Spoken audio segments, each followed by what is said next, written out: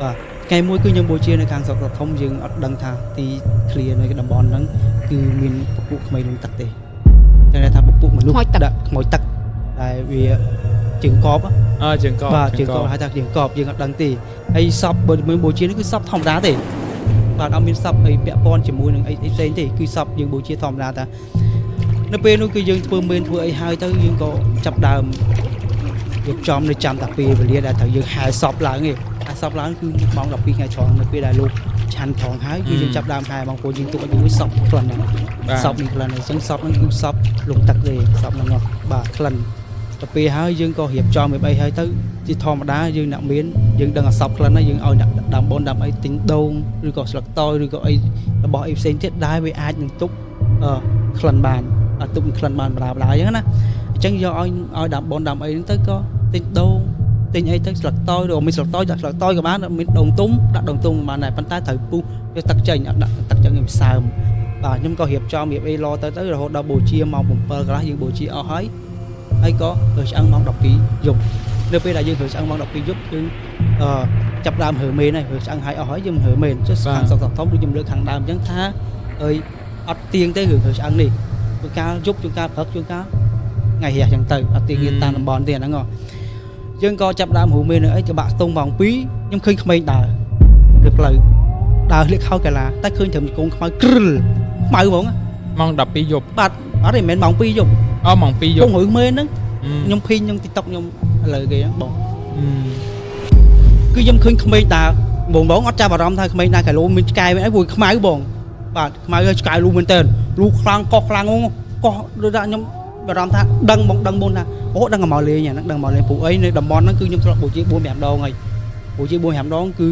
កន្លែងនេះគឺកន្លែងជើងកោបខ្លាំងហើយបូជាសពលងទឹកទៀតហើយបងម្នាក់ក៏ប្រាប់ខ្ញុំដែរថាប្រហែលខែមុនគឺមានក្មេងលងទឹកនៅកន្លែងហ្នឹងបាទអូខ្ញុំសង្ស័យអញប្រហែលជាហ្នឹងអញ្ចឹងបើគាត់និយាយថាក្មេងលងទឹកអីហ្នឹងមានអាហ្នឹងហើយវាដើរយំបងវាដើរយំដូចឃ្លាននំអញ្ចឹងបងវាយំយូរក៏លួចឡើងលើមែននេះគេយំយូរក៏លួចឡើងលើខ្ញុំគ្នាខ្ញុំអាកែវវាថាចេះរីលឺអត់ខ្ញុំលឺដែរលឺហើយគេអើយមេខ្ញុំថាខ្ញុំអត់លឺទេរែងលឺទៅធ្វើការធម្មតាខ្ញុំក៏អស់សង្ស័យខ្ញុំក៏តែងទូរស័ព្ទថតឡើងឡៃស្ពានហ្នឹងប៉ុន្តែគាត់ថាយើងទូរស័ព្ទយើងមិនថតខ្មោចណាបានបងជួនកាលស៊ូមទៅវាមិនទៅឃើញព្រោះវាងឹតទៅបងតែថតខ្លួនឯងចង់ឃើញហ៎បាទប៉ុន្តែវាឈរអាកន្លែងដៃស្ពានហ្នឹងវាច្រត់ដៃម្ខាងវាច្រត់ដៃខាងកន្លែងស្ពានហ្នឹងប៉ុន្តែយើងតែងថតអត់បានទេវាថតអត់បានទេវានៅច្រត់ដៃចេះច្រត់ដៃហើយជើងអត់មានទេធ្វើជើងជង្គង់ឡើងលើវាខោកែឡាបងហើយវាច្រត់ដៃមើលយើងចេះមើលយើងអញ្ចឹងហើយខ្ញុំចាប់អារម្មណ៍ត្រង់ថាបងមួយគាត់និយាយពីថ្ងៃគាត់ប្រាប់ខ្ញុំថាក្មេងលងទឹកហ្នឹងគឺខ្មោចម្ដាយដើមគាត់មកយកខ្មោចម្ដាយដើមមុនដំបូងគ្នាចុះមួយទឹកមួយអីធម្មតាហ្នឹងខ្មោចម្ដាយដើមហ្នឹងមានន័យថាខ្មោចពីអតីតជាតិមែនបាទមែនម្ដាយមានម្ដាយដើមម្ដាយចុងអីគឺអត់ទេខ្មោចពីអតីតជាតិមុនជាម្ដាយគាត់អញ្ចឹងណាហើយគាត់មកយកវិញអញ្ចឹងណាគាត់និយាយថាក្មេងហ្នឹងគឺខ្មោចម្ដាយដើមគាត់មកយកហើយអាយុប្រហែលប៉ុន្មានបងប្រហែលជា 7 ឆ្នាំលងទឹកទលេឬក៏លងទឹកទលេប៉ុន្តែគាត់ថាវាដៃព្រែកបាទដៃព្រែកមកដៃព្រែកហ្នឹងវាលងទឹកហ្នឹងវាចុះលេងតែពិតវាអត់ត្រូវលងទេ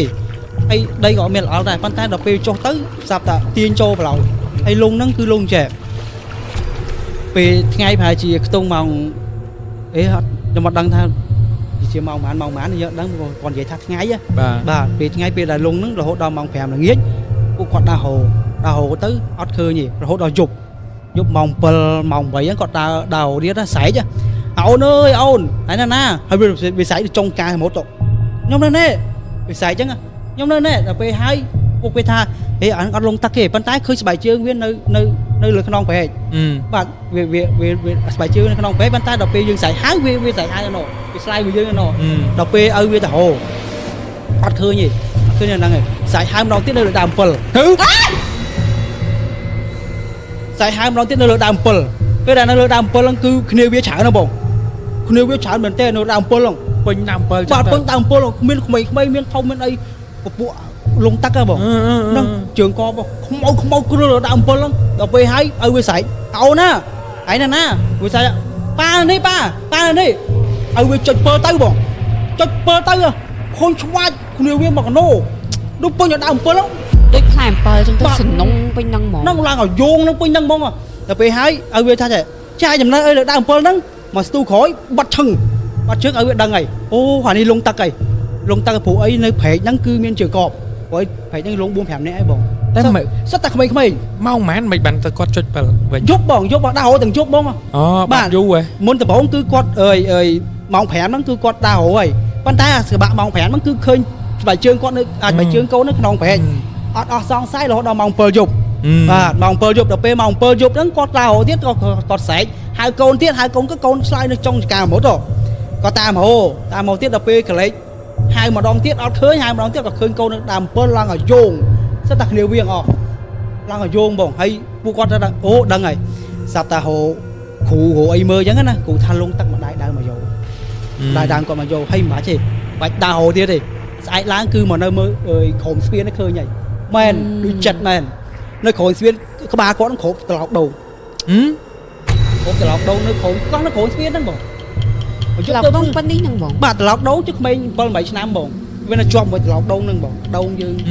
យល់បាទនៅជាប់មួយត្រឡប់ដូងកោះមួយដៃអាឡៃស្ពានថ្មជាវាមានដែកឆ្កាងមកវាកោះគប់ខោគប់អីហ្នឹងបងវានៅហ្នឹងហើយគ្រូទៀតគាត់ថាឯងមិនបាច់ទៅដើរហៅណាទេពេលព្រឹកគឺដើរនៅគោស្ពានហ្នឹងគឺឃើញហើយគឺខ្មោចបណ្ដាយដើរវាមកយកវាមកយក 3-4 ដងប៉ុន្តែវាអត់តន់ដល់ថ្ងៃវាដោយសារវានឹក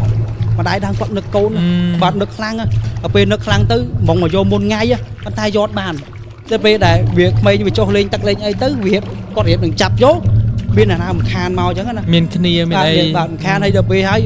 គ្នាគាត់ដែលត្រូវលងទឹកលងអីហ្នឹងនាំគ្នាលេងនៅហ្នឹងហើយខ្ញុំនេះពួកអ្នកធ្វើមែនវាចាប់អារម្មណ៍នឹងគិតមើលឃើញថាបងហ្នឹងគាត់និយាយថាមានក្មេងលងទឹកនៅហ្នឹងអញ្ចឹងបងឯងឃើញខ្មោចហើយឥឡូវគាត់នឹងមានរឿងដែរតាគាត់មានរឿងដែរគាត់នឹងបានឲ្យខ្សែកាច់មួយដែរបាទគាត់ fan ដែរ fan ទឹកភ្លឺអូខេពេលដែលយើងត្រូវបូជាទៅយើងជួបគាត់រហូតដល់ពេលហ្នឹងចុះធម្មតាពេលដែលយើងធ្វើមែនធ្វើអីហើយទៅយើងមិនមកវិញបងប៉ុន្តែពេលហ្នឹងយើងមិនមកភ្លឺអីណាទេ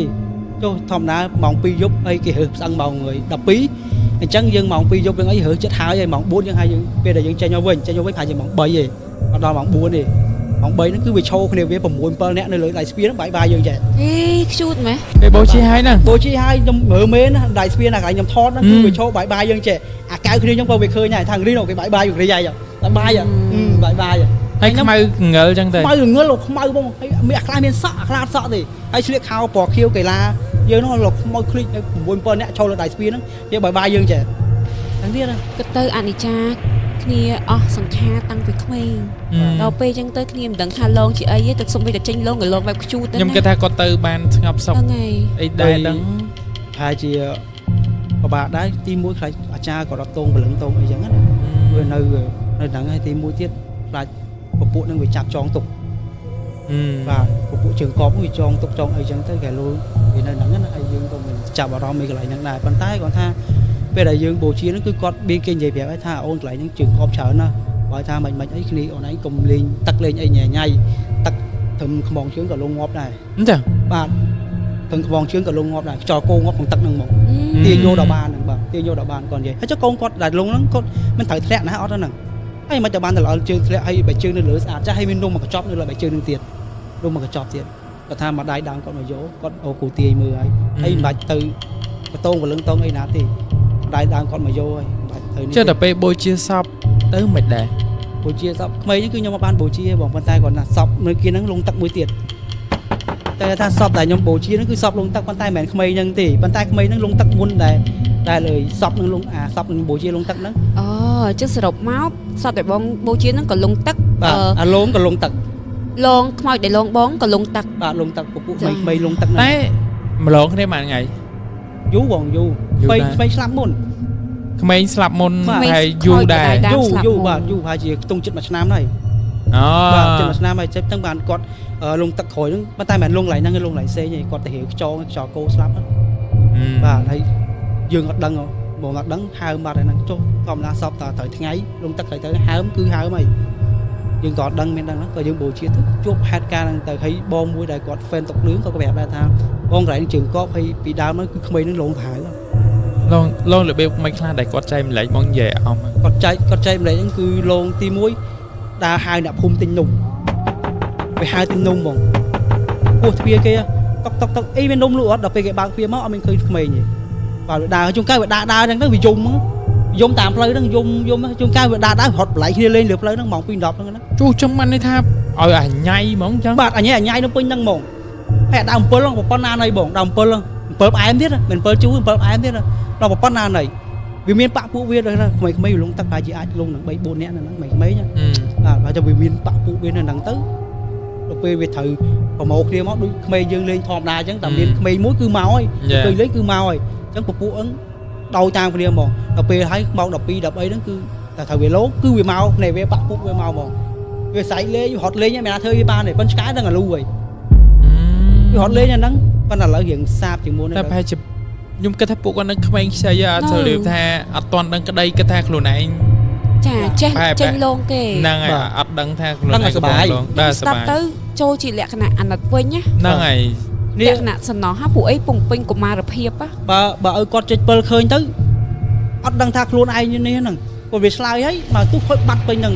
ណាប្រហែលអារបៀបអត់ដឹងខ្លួនឯងបានអត់ដឹងហ្នឹងទេដូចវាបេះអីតោងឲ្យប្លែកនេះលេងលើហ្នឹងហ្មងអត់ដឹងហ្នឹងគាត់ថាវាក្លែងថាខ្ញុំនេះប៉ានេះហើយអាហីហ្មងហើយវាលេងគ្នាវាទៀតទៅហើយមកស្ទុះក្រោយក៏បាត់ទៅឲ្យវាដឹងថាកូនស្លាប់ហើយព្រោះឃើញបែជើងណាដល់ស្លាប់ហើយបន្ទាប់ពីម្លងបានប្រហែលជាទុំខ្ញុំផុសវីដេអូពី3ថ្ងៃហ្នឹងបងប្អូនអាចចូលខមមិនមើលខមមិនក្នុងបានមានអ្នកស្លាប់ក្នុងទៀតលងទឹក2នាក់ក្មេងទៀត2នាក់ហ្មងបាទ2នាក់ក្មេងទៀតនៅកន្លែងតែពេលច្រើនតែក្មេងៗទេក្មេងខែនេះខែទឹកឡើងល្មមបើស្ដាប់ជាមួយនឹងសាច់រឿងនេះទៅអាចជានៃអប់រំដល់បងដែលគាត់ជាអាណាព្យាបាលបើសិនជាអាចជួយបរឹងសុវត្ថិភាពពួកគាត់កុំឲ្យលេងទឹកព្រោះដោយសារតាមរយៈនេះឡើងទឹកខ្លាំងមែនតើអូខ្លាំងទឹកវាពិបាកដែរបងក្មេងយើងទៅប្រាប់មិន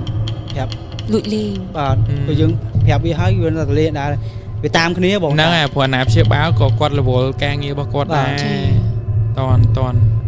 ហើយមានសាច់រឿងអីបន្ថែមទៀតអត់មានទៀតប៉ុន្តែគាត់ថាខ្លីមកមិញក៏ខ្លីលើថែមខ្លីទៀតនោះដាក់បងរឿងនេះទេតែមិញសាច់រឿងមិញចំណងជើងណាចំណងជើងខ្ញុំបាក់ដាក់បូជាសពលងទឹកអីខ្មោចលងទឹកទៀតបើខ្ញុំខ្មោចលងទឹកលើដើម7ខ្មោចទឹកលើដើម7ខ្មោចទឹកលើដើម7ទេម្ដាយដើមមកយកក្មេងយើងខ្ញុំក៏មិនតែខ្ញុំគិតថាប្រហែលជាមិនសូវជាតាក់តងម្ដាយដើមទេដោយសារនៅនឹងអញ្ចឹងហ្មងអញ្ចឹងទោះអត់ម្ដាយដើមក៏ណាដោយសារតែពុកគាត់និយាយថាម្ដាយដើមគាត់គូទាគាត់ទាហើយគាត់ថាម្ដាយដើមគាត់មកយកគាត់ត្រូវមកយកតាំងពីប្រហែលខែមុនប៉ុន្តែយកបានគាត់តន់ដល់ពេលវេលាត្រូវយកអញ្ចឹងទៅថ្ងៃហ្នឹងត្រូវដល់ពេលវេលាគាត់អស់អាយុហងអញ្ចឹងអូខេអញ្ចឹងសម្រាប់អ្នកនរគ្នាស្ដាប់សាច់រឿងនេះដែរយកឃើញមិនដែរអាចបញ្ចេញមតិយោបល់ខាងក្រោមបានហើយកុំភ្លេចខមមិនជាចំណងជើងហងបើសម្រាប់ខ្ញុំឲ្យចំណងជើងថាខ្មោចទឹកលើដើម7អូយអែតទឹកលើដើម7អូខេបងឆ្ងល់ហ្មងថាចេះខ្មោចទឹកទៅលើដើមឈើវាសមហេតុសមផលយ៉ានេះសម្រាប់ខ្ញុំអញ្ចឹងបើអ្នកអស់នេះយកឃើញចំណងជើងមិនអាចខមមិនប្រាប់ពួកយើងបានអូខេតោះចែកម្លែកមករឿងពីរឿងទៀតមកមើលពីរឿងទៀតសិតតែអត់ចំណងជើងវាខ្លីពេកចំណងជើងចាំឲ្យគ្នាយើងដាក់ឲ្យបាទហើយមួយដំបូងគឺខ្ញុំបូជានៅខាងបងក្នុងសោចំណងជើងគឺអាចដាក់បានបាទ7យប់បូជា7ថ្ងៃបូជា7យប់7ថ្ងៃបើជា7យប់បាទតែភូមិនឹងគឺស្លាប់តគ្នាបាទបងប្អូនយើងធ្លាប់ដឹងហើយនៅតាមតំបន់ភូមិនីមួយៗគឺមានការស្លាប់តគ្នាមិនថាភូមិបងឬក៏ភូមិខ្ញុំទេគឺមានការស្លាប់តភូមិខ្ញុំវិញ4នាក់ស្លាប់បូជាល្ងាចហ្នឹងស្អែកឡើងបូជាមួយទៀតខាងស្អែកបូជាមួយទៀតទៅកើបាទនិយាយរួមទៅយើងអត់ចេញផុតពីហ្នឹងទេដោយសារតែយើងនៅគៀនហ្នឹងអញ្ចឹងចាំមើលដើមតងសាច់រឿងហ្នឹងគឺពូម្នាក់គាត់ផ្ទះបាញ់ស្លាប់នៅគៀនផ្ទះគាត់ហ្នឹងហើយគ្នាគាត់ហ្នឹងគឺក៏ធម្មតាយើងមានបងប្អូនមិត្តភក្តិមិនអីចឹងណាបងហ្នឹងហើយគាត់ជួមេយើងទៅបូជាហើយយើងក៏មិនចាប់អារម្មណ៍ដែរមេហ្នឹងគឺអត់តម្លើងកើតទេព្រោះកន្លែងវិញទៀតយើងបូជាឡទេបូជាឡលើទួលលេបងលើទួលនៅខាងបងក្នុងសោយើងនៅខាងម្ដុំជើងគួនពាំងពហិឬក៏ម្ដុំជើងគួនម្ដុំហ្នឹងបាទម្ដុំហ្នឹងឯងយើងក៏បូជាបូអីធម្មតាយប់ធម្មតាបូជាខ្មោចផ្ទះបាញ់បងវាលេងសើចណាខ្មោចផ្ទះបាញ់ហើយបូជាឡទៀតហើយនៅលើទួលស្ងាត់ទៀតហើយតែ2នាក់ហ្នឹងបងអត់មានសាច់ញាតិបងប្អូនទេមានបងប្អូនប៉ុន្តែបងប្អូនគេមិនកដោយើងណាមែនបងផុសហ្នឹងណាអត់ទេមែនទេបងមែនទេអាហ្នឹងផ្សេងទេបងផ្សេងទេ បងប្អូនគេក៏ដល់យើងទេអញ្ចឹងយើងបូជាឡងគឺយើងប្រើគ្នា2នាក់ដល់សារឲ្យយើងអត់តម្លើងមែនបើយើងយកគ្នា5នាក់មកក៏អត់ដឹងថាធ្វើអីដែរអត់មានដឹងធ្វើអីទេអញ្ចឹងយើងក៏យកគ្នាតែ2នាក់ទេខ្ញុំឯនឹងមេខ្ញុំ2នាក់ហ្នឹងបូជាសពផ្ទះបាញ់អញ្ចឹងចៃដនអីនៅពេលដែលយើងកំពុងតែបូជាគឺមើលភ្លៀងបាទពេលភ្លៀងពូម្នាក់ទៀតគាត់ជិះម៉ូតូមកសួរទុកយើងក៏មើលអញ្ចឹងម្នាក់ណាមួយយើងព្រោះគាត់ធ្លាប់ស្គាល់យើងក៏ធ្លាប់ហៅមេយើងទៅបូជាដែរបាទគាត់មកសួរទុកយើងអញ្ចឹងពេលគាត់ទៅដល់កន្លែងហ្នឹងគឺគាត់ប្រាប់ឲ្យថាសពហ្នឹងគឺសពផ្ទះបាញ់ក្រោយផ្ទះគាត់លេងទូរស័ព្ទហ្នឹងគឺសពផ្ទះបាញ់នៅក្រុមដើមស្នាយយើងហ្នឹងអីគាត់ក៏មិនទៅនិយាយអីទៅវិញឆ្ងាយដែរគាត់ក៏ជិះម៉ូតូទៅវិញទៅចូលគោយន្តគាត់ដាច់ពាក់កណ្ដាលខ្លួនស្លាប់ម្នាក់ទៀតគាត់ពាក់កណ្ដាលខ្លួនបងគោយន្តទៅប្រាប់បងហើយបាទទៅប្រាប់ខ្ញុំហើយប៉ុន្តែគាត់ហ្នឹងមិនបូជាស្អែកហ្នឹងទេបូជាខាងស្អែកបូជាចឹងថាយើងចេញពីបូជាតគ្នាប៉ុន្តែគាត់មិនមែនបូជាស្អែកស្លាប់ថ្ងៃហ្នឹងគឺបូជាស្អែកទេបូជាខាងស្អែកទុកសពមួយថ្ងៃទុកសពមួយថ្ងៃបូជាខាងស្អែកទៅចាំកូនគាត់មកពីប្រទេសថៃបងបាទចឹងទៅយើងក៏បូជាម្ដងទៀតបាទបូជាគាត់ម្ដងទៀតចៃដនពូម្នាក់ទៀតមកដល់ទៅដល់ផ្ទះចលគោស្លាប់ទៀតដល់ពេលដែលគាត់ចលគោស្លាប់ហ្នឹងគឺយើងមិនទៅគិតថាចិត្តធម្មតាយើងទៅបូជាយើងមិនទៅមើលសួរចលគោមកអីណាយើងមិនទៅរោម៉ោយមិនរោម៉ោយយើងទៅមើលទៅអីទៀតដល់ពេលយើងទៅបូជាទៅស្លាប់ម្នាក់ទៀតគៀងបៃដូងនៅកន្លែងហ្នឹងកន្លែងវងបៀហ្នឹងតែម្ដងវងបៀដែលកំពុងតែនេះហ្នឹងកំពុងលេងកដោសពហ្នឹងបងកំពុងលេងកដោសពបាទកដោសពរោងទី2បាទរោងរោងទី3បងរោងទី3ហើយគាត់ជាសពទី4បាទសពទី4រោងទី3សពទី4ប៉ុន្តែអត់បូជាភ្លាមទេស្អែកទៅបូជាត្រូវហើយបាទស្អែកបូជាទៀតនៅខាងជើងគួនខាងជើងគួនបាទនេះនៅខាងជើងគួននិយាយទៅដូរទៅស្រុកឯនៅខេត្តដដែលដូរស្រុកចិត្តគ្នានិយាយទៅចិត្តគ្នាពេលដែលយើងបូជាធម្មតាតម្លើងមានតម្លើងអីហើយវាធម្មតាបងហើយប៉ុន្តែគ្រាន់តែយើងអស់ចម្ងល់តិចមិនក៏ភូមិស្លាប់ដូចក្រក់ម៉េះតាំងពីដើមឡើយគឺអត់ដែរចឹងទេវាបែបវាតៃហោងផ្ទះបាញ់ជីចូលគោយន្តហើយមួយទៀតចលគោនិងកៀងបៃដូងមួយទៀតបាទកៀងបៃដូងយើងក៏បូជាធម្មតាទៅបូជាទៀតទៅបូជាកូនគាត់នេះស្លេស្លន់ស្លោទៅសពភ្លាមបងសពភ្លាមយើងមិនទៅនេះណាអត់ហ្នឹងស្លន់ស្លោលោកគ្រូអាចារ្យនោះ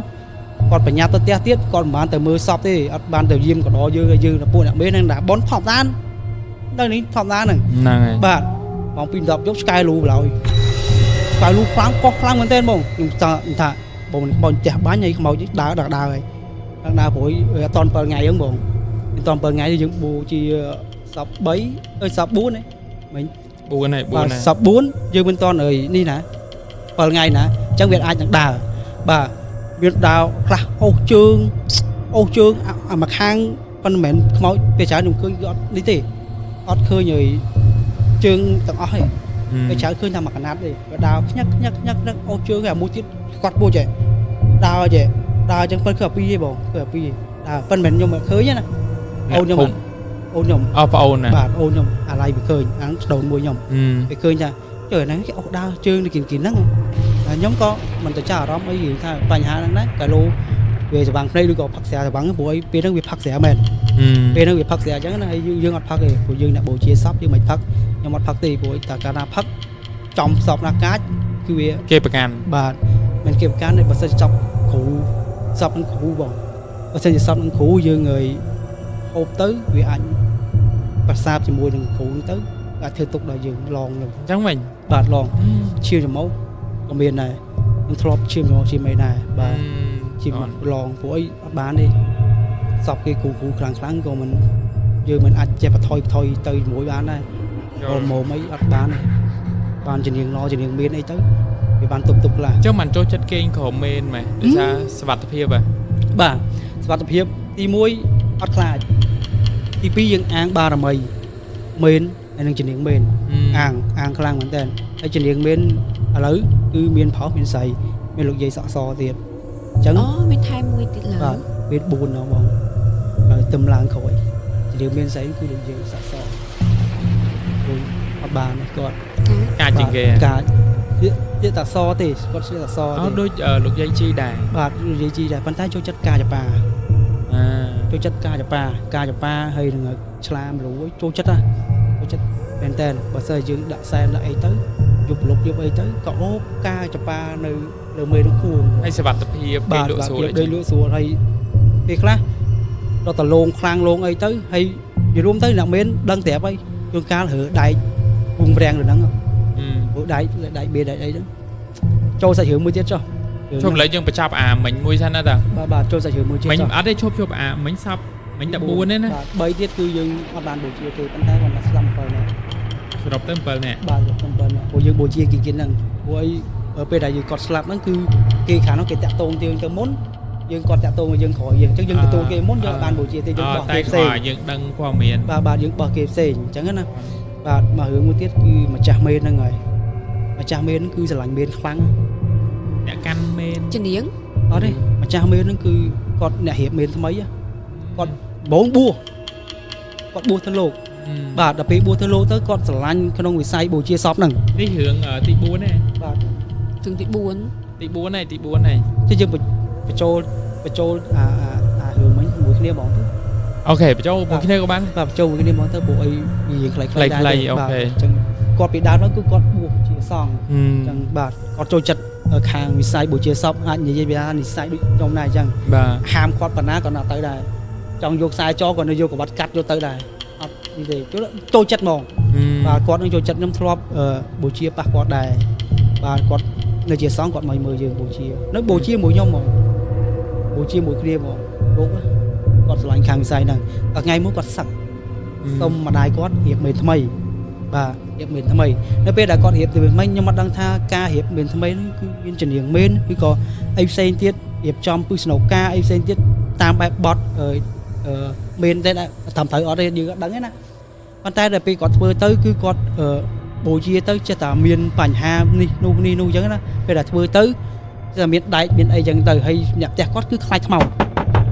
អញ្ចឹងមេនហ្នឹងគឺអត់ទុកផ្ទះគាត់ទេទុកនៅវត្តបាទផ្ញើនឹងលោកទុកនៅវត្តហើយថ្ងៃមួយគឺគាត់បូជានៅខាងទលេហ្នឹងដូចជារឿងហ្នឹងដូចជាទុកលេចទុកមេនតែពេលដែលយើងកំពុងដអូ ឆ្លងចុះឆ្លង ដទៅវាលេចទុកទៅប៉ុន្តែគាត់ថាមិនទៅលេចកដាលទលេទេវាលេចអាគៀនច្រាំងអាចឡើងឡានបានវាកលហ្នឹងបាទដល់ពេលលេចទៅវាបះអាឡាហ្នឹងមកគាត់ណាម្ចាស់មេនស្លាប់កាន់ស្លាប់មក តែស្គាល់គ្នាដែលគាត់ទៅនេះហ្នឹង ទៅបើកមេន បាទទៅបើកមេនឬទៅបួសហ្នឹងទៅបួសឲ្យសឹកបើកកាន់ស្លាប់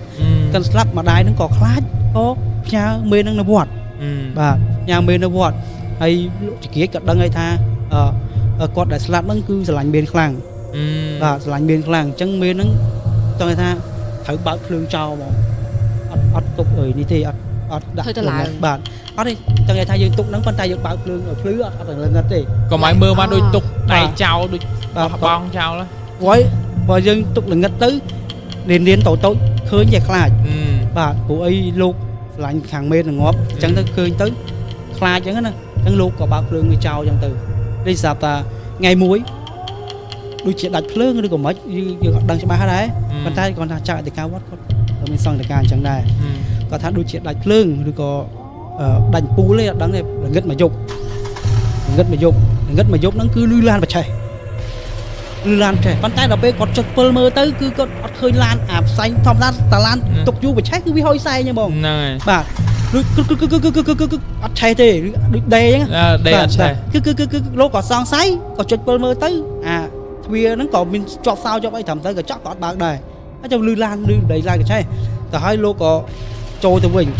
ស្រាប់តែរើដែកឌូងក្ដាំង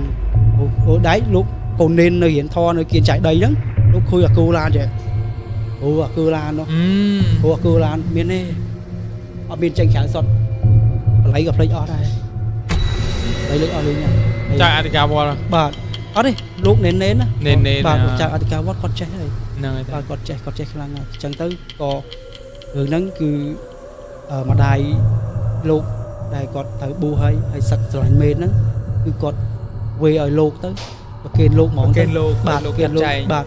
ចង់បើសិនជាលោកចង់ឲ្យអ្នកណាឬក៏ធ្វើមិនធ្វើអីចាប់ចែងតាមហ្នឹងចុះព្រោះអត់ទុកទេព្រោះអីទីមួយបើសិនក៏គាត់ទុកក៏គាត់ខ្លាចដែរ